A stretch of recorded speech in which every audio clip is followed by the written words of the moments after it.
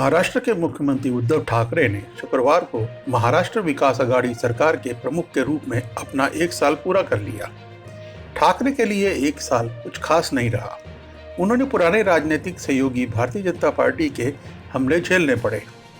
Corona महामारी के संकट को भी संभालना पड़ा। इतना ही नहीं, केंद्र के साथ उनके संबंध भी खराब रहे। इसके अलावा महाराष्ट्र ने दूसरी कई परेशानियों का सामना भी किया। ठाकरे ने अपने 1 साल पूरा होने के मौके पर शुक्रवार को कई मुद्दों पर पत्रकारों से बात की। महाराष्ट्र में भारतीय जनता पार्टी अक्सर भविष्यवाणी करते हुए कहती है कि ठाकरे की सरकार ज्यादा दिन नहीं चलेगी और गिर जाएगी। जब ठाकरे से इस पर उनकी राय मांगी गई तो उनका कहना था, उन्हें भविष्यवाणी करते रहने दें, वे व्यस्त हैं और मैं खुश हूँ, मैं उसे खराब नहीं करना चाह। जिस समय हम सरकार चला रहे हैं वो अलग है। दुनिया ने 1 सदी के बाद ऐसी स्थिति का सामना किया है। इससे पहले जो भी सरकार चला रहे थे उसे इस तरह की कठिनाइयों का सामना नहीं करना पड़ा।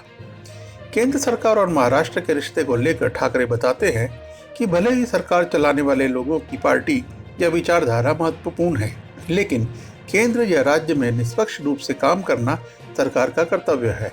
सितंबर से केंद्र ने पीपीई किट और N95 जैसी चीजों की आपूर्ति रोक दी।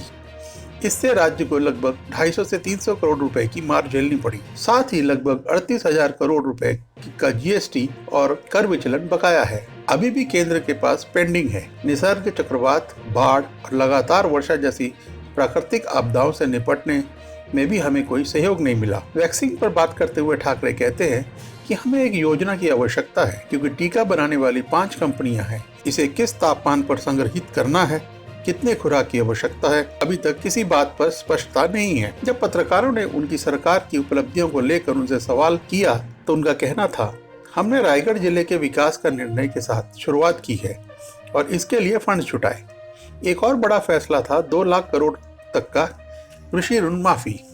हमने जो भी वादे किए उन सभी को पूरा किया।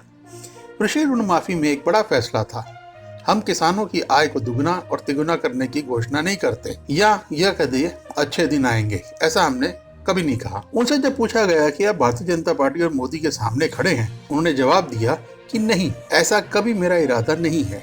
मैं लगन से काम करता हूँ और जोश से मुद्दों पर बात करता हूँ। मैं कभी भी व्यक्तिगत हमले नहीं करता या दुर्भाग्यपूर्ण इरादे से नहीं बोलता, जैसे उन्होंने मेरे परिवार पर प्रतिशोध के साथ हमला किया है।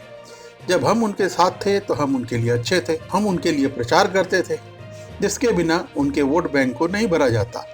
अब देखिए कि जिस तरह से वो हमारे परिवार पर हमला कर रहे हैं, यह उनकी राजनीति की विकृत प्रवृत्ति है। मैं उनके स्तर पर जाकर उन पर हमला नहीं कर सकता।